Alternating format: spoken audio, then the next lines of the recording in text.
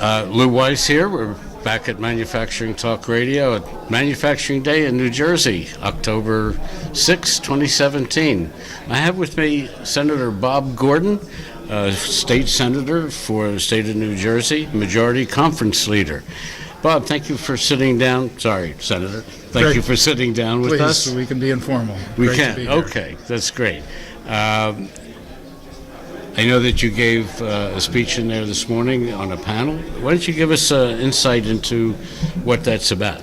Well, I was here today with three of my colleagues from both chambers of the legislature and from both parties, representing a new legislative committee called the Legislative Manufacturing Caucus. And it was established by the Senate President, Steve Sweeney, and I was named the chairman, and that was about as much guidance as I got.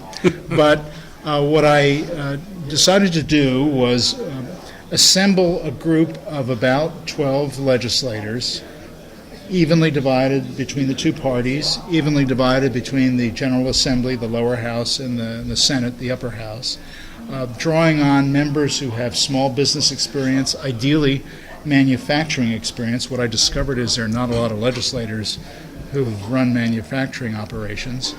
And the objective is, as I've defined it, is to develop policies and recommendations for policy changes that can be transformed into legislation that will make New Jersey a more competitive place for manufacturing.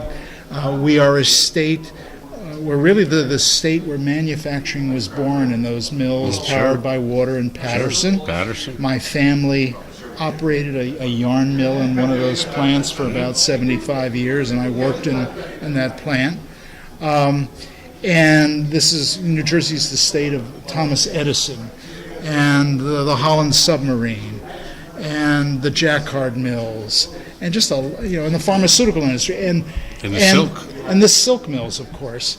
And manufacturing has declined in New Jersey as it has in a number of states, but we have a lot of things going for us that could really make manufacturing a more important part of our economy, and really we can reclaim the leadership role that we once had. I mean, when you think of all the things going for us, we have a terrific location.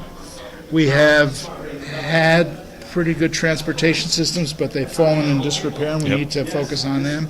We have, we're one of the most wealthy states. Not distributed as all that well, but we've got a lot of wealth and a highly educated workforce, and those are good building blocks that can provide a foundation for great strides in advanced manufacturing and other things, and that's what we're going to try to do. There's a couple of things. One, New Jersey has developed a reputation as not being business friendly. And that's been going on for years. And how's that being dealt with? That's a real important I'm point. not going to gloss over that. That is a problem. I'm a Democrat, and my party has embraced policies that are not policies that the business community would embrace. The current issue is raising the minimum wage to $15, and the Democratic gubernatorial candidate has embraced that, and I think most of us on the Democratic side of the legislature have as well. But there are ways of doing things like that in ways that are sensitive to the needs of businesses. You can embark on that policy and phase it in over a period of time, and to tell you the truth, we're seeing companies like Target and McDonald's raising their minimum wage and having the best years ever. Paid sick leave, other things that are challenging for business can be done in a way to try to protect the smaller organizations. What will work for Pfizer is not something that can work for ABC Manufacturing. But needless to say, we have to help the people. Yeah. and that's an item that the Democratic Party has rallied around for and years. we're for, who isn't for job growth? Exactly. And we have, as a state, lagged behind the national averages when it comes to economic growth and job creation. And there are things that we can do in the area of public policy to turn that around. I mean, the McKinsey organization, I think the most highly regarded consulting firm there is, just issued a report called Reseeding the Garden State, with a very compelling analysis of how, if New Jersey had just been able to match the national average, there would have been $175 billion of additional economic activity and a quarter of a million more jobs created.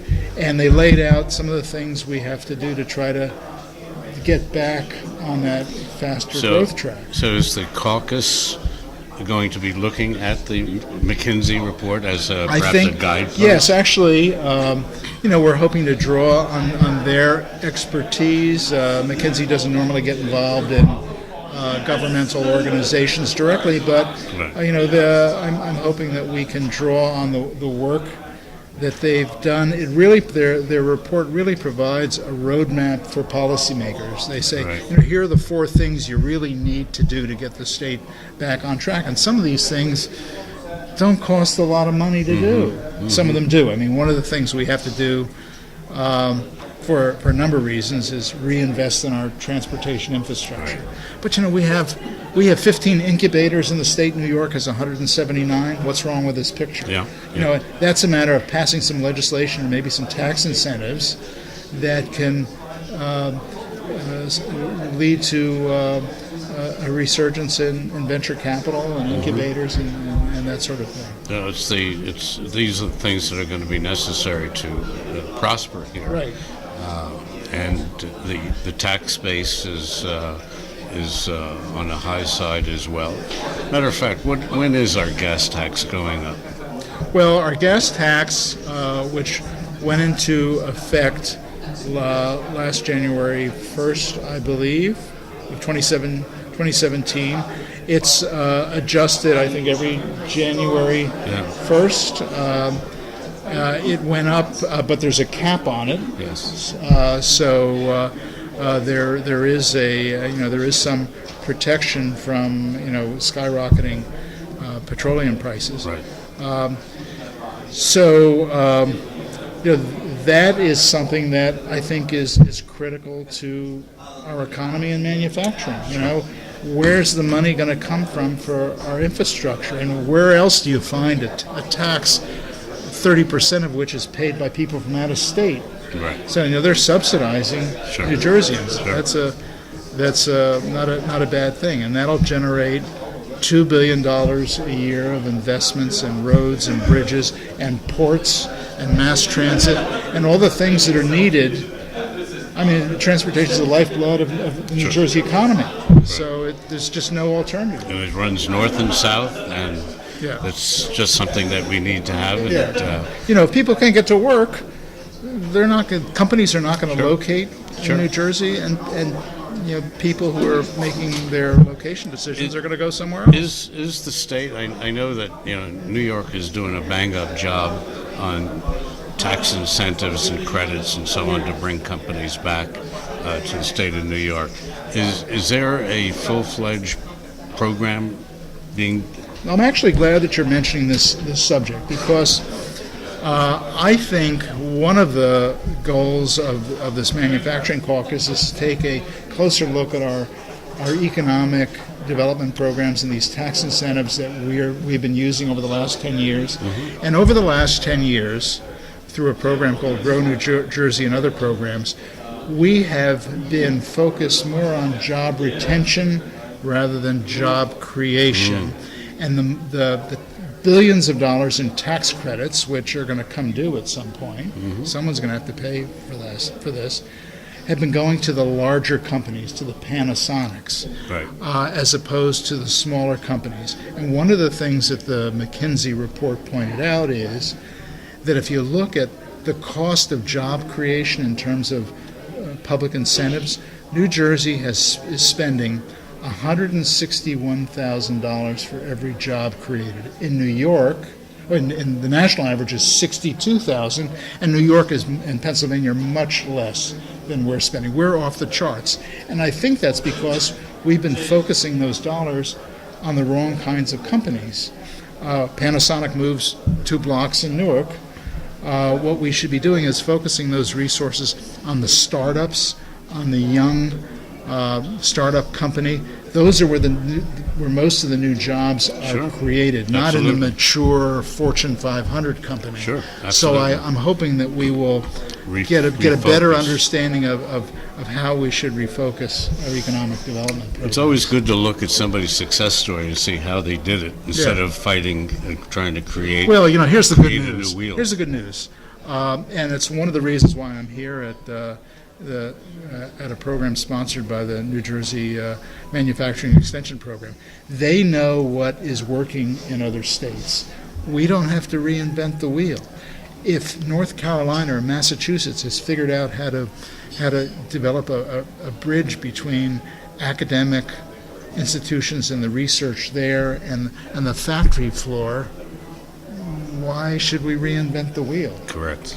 And that's why the focus of our caucus is going to be more on listening and learning what has worked elsewhere and what the problems are that manufacturers face every day so that we can try to do something about them. We don't need another bunch of politicians blathering. We need to do They some do work. that, I understand. Yeah, it's you're born with the skill. No, what we need to do is listen and learn and take those ideas. And then what we are good at is taking ideas and transforming them into legislation and programs that we can get out into the economy. Senator Gordon, I hope to see you at some of your caucus events. We'd like to be able to That would be do great this to have you there. and get it out to the major audience that we appeal to. I know that mainstream media is not all that up on doing these kinds of things that we do. If it's not Who some wants to be content- mainstream? Yeah, right. It's true. They're called all kinds of that. Me calling them mainstream is almost a compliment. Right. Senator, thank you very much. Thanks very I much. appreciate I enjoyed it. it. Thank you. Thanks for joining us on Manufacturing Talk Radio. You can hear our next broadcast each Tuesday at 1 p.m. Eastern Standard Time at mfgtalkradio.com.